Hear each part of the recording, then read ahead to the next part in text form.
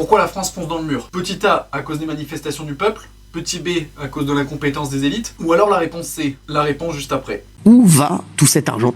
Et comment se fait-il qu'aucun président...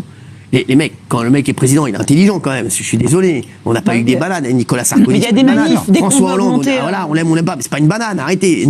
Emmanuel Macron, il vient de la finance. C'est un mec qui était très fort dans la finance. C'est pas une banane.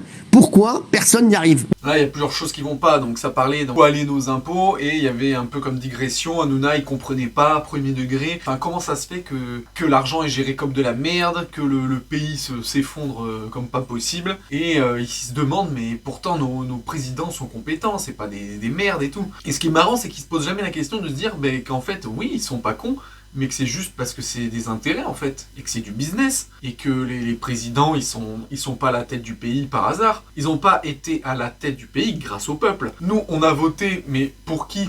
Pour des gens qui faisaient déjà partie du système. C'est pas n'importe qui est élu dans la liste des 10 candidats. Donc en fait, c'est des pions qu'on installe là, qu'on met là. Nous, on nous fait croire qu'en votant pour un tel, on a le choix, que c'est le peuple qui a le pouvoir.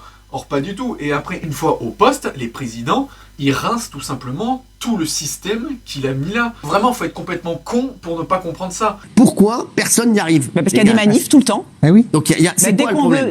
veut réformer le pays, il y a une manif. Ouais. La retraite, on a voulu augmenter les trimestres, manif, on a tout bloqué. Enfin, il y a toujours un problème. Les fonctionnaires, dès qu'il y a un truc, ça manif, ça bloque, tout est bloqué tout le temps. Donc je pense que c'est un pays qui est très très compliqué à réformer en vrai. Oui. Et là, après, on a Géraldine Maillet qui, elle, se met complètement à genoux devant le pouvoir, nous dit que c'est à cause des manifestations. Et c'est une méga blague en fait. Il n'y a aucune manifestation qui marche. Elle dit que le pays est dur à réformer, mais à chaque fois qu'il y a une manifestation, ça tombe à l'eau. Et la réforme, quelle qu'elle soit, passe. Et là, elle parle des réformes des retraites. Ceux qui ont décidé des réformes ont gagné. Et pour n'importe quelle loi qu'il y a eu dans le passé, les manifestations ne servent à rien. En fait, c'est une sorte de soupape avant la révolution, la révolte et la révolution. On laisse le peuple gueuler dans la rue, mais de toute façon, ce qui doit passer va passer. Si le pays va dans le mur et que c'est la merde au niveau gestion de l'argent, de où vont nos impôts, etc., c'est pas à cause du peuple et à cause des manifestations, c'est une blague. C'est juste les gérants qui gèrent ça comme de la merde, et pas non plus parce qu'ils sont nuls ou incultes, mais parce qu'ils servent leurs propres intérêts.